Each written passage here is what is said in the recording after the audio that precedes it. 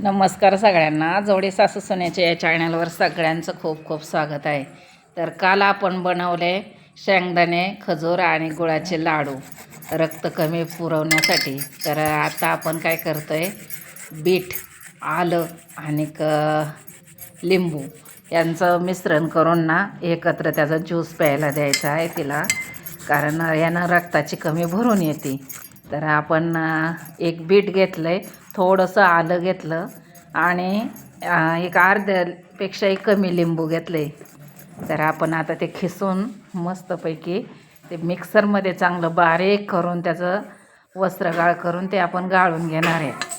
तर हे खूप छान असतं, कारण रक्ताची कमी यानं लवकर भरून येते.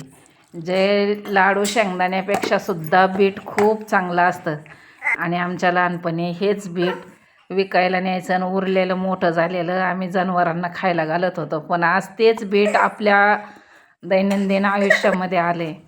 तर बघा, आता हा ज्यूस काढला आहे मस्त आणि खूप छान लागतो बरं का हा ज्यूस. अगदी ज्यांच्या शरीरात रक्ताची कमी आहे त्यांनी अवश्य घ्यावा आणि ज्यांना सुदृढ राहायचे त्यांनीसुद्धा नक्की घ्या. तर मस्त असा ज्यूस तयार झाला आहे आणि आता शिवला आणि त्याच्या मम्मीला प्यायचा आहे तो. तर त्याची मम्मी पिते पण तो तिच्या तोंडाचं ओढून घेतो आहे. तर बघा किती छान झाला आहे ते. बघा तो पाहतोय, तो म्हणतोय मला पण दे. तर त्यालासुद्धा दिला. तुम्हीसुद्धा करून पहा. जोडी सासू सोन्याच्या या चॅनलमध्ये तुम्हा सगळ्यांचं स्वागत आहे. पाऊस काळा आणि थंडी म्हटलं ना काहीतरी चमचमीत खावंसं वाटतं. तर कोथिंबिरीचा सीजन आहे आणि भरपूर कोथिंबीर आहे आपल्या शेतातलीच. तर आता म्हटलं मस्त वड्या करायच्या. तर चला आज काहीतरी चमचमीत मस्त कोथिंबीरीच्या वड्या करू. तर बघा, मी आता त्यासाठी एवढी कोथिंबीर घेतली आणि कोथिंबीर इतकी कवळी आहे ना, हे बघा त्याच्या मागची देठ आहे एकदम बारीक बारीक. आता आमच्या शेतातलीच आहे, लई कवळी कोथिंबीर आहे आणि मस्त वड्या बनवूया आपण याच्या. तर चला आपण त्यासाठी काही मिरच्या घेऊया हिरव्या आणि लसूण, आपल्याला जिरं, परत ओवा पाहिजे आणि ते पांढरे तीळ. तर आता मस्तपैकी आपण आहे ना काळी मिरची वाटून घेऊ. तर पहा, त्यासाठी आपण एवढा लसूण घेतला, या मिरच्या आणि हे जिरं वाटायला घेतलंय. हे बघा, आपण ना जिरं, लसूण आणि मिरची वाटलेली आहे हिरवी, अगदी छान बारीक मिक्सरमध्ये. तर आता हे मी सगळी कालून घेते. तर मिरची थोडी जास्तीची, कारण तिखट जास्ती लागतं त्यामुळं. आणि त्यामध्ये आपण टाकतोय हवरे तीळ आणि हा ओवा छान असं. तर आपण घालणार आहे यामध्ये 1 वाटी बेसन पीठ आणि मस्तपैकी मळून घेणार. त्यात अजून थोडंसं ज्वारीचं पीठ पण घालूया आपण. बेसन पीठ कालवले मी, आता अजून थोडंसं आपण ज्वारीचं पीठ टाकून घेऊ याच्यात, म्हणजे छान आवळतील वड्या. नुसत्या बेसन पिठाने सुद्धा ना वड्या डिल्ल्या वाटतात. त्यात थोडंसं ज्वारीचं किंवा बाजरीचं पीठ घालायचं, मग अजून मस्त वाटतं.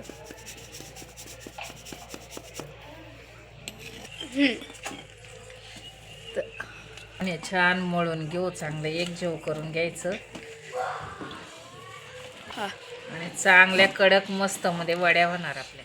तर हे बघा, आपण मस्त पीठ मळून घेतलंय आणि आज वड्याच्या स्वरूपात करणार आहे, कारण चाळणीमध्ये एवढं काय बसणार नाही. चाळणीमध्ये जर केल्या असत्या ना चौकोनी सपाट तर छान झाल्या असत्या, पण एवढं बसणार नाही, पीठ लय जाड होत्या.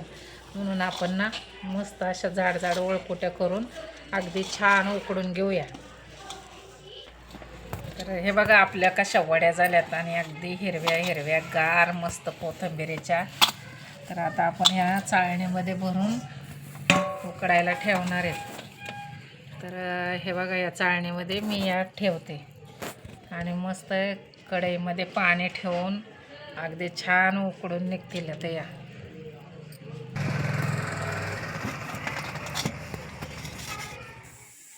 तर हे बघा, मस्त आपल्या वड्या अगदी उकडून तयार झालेल्या आहेत, अगदी छान उकडल्यात. आणि आता ह्या गार झाल्या ना, थोड्या कडक झाल्या की अजून मस्त होतील.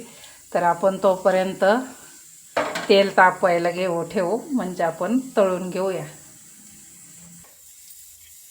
आपलं तेल चांगलं तापलेलं आहे, तर आता आपण हे वड्यात टाकून घेऊया.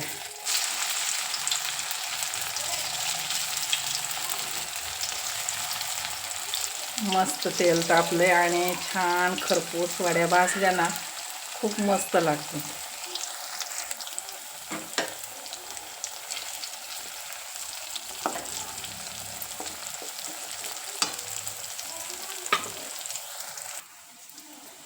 आणि या वड्या थंड झाल्या ना की मग चांगल्या मस्त कापता येतात, अगदी गोल गरगरीत.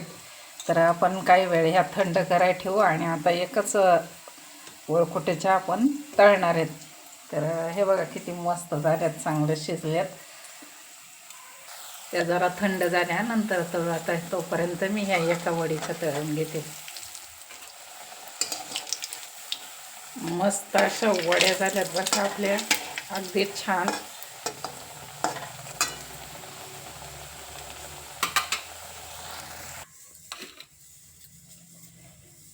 तर कशा झाल्या आपल्या कोथिंबीरीच्या वड्या नक्की सांगा आणि चॅनलला लाईक सबस्क्राईब करायला विसरू नका.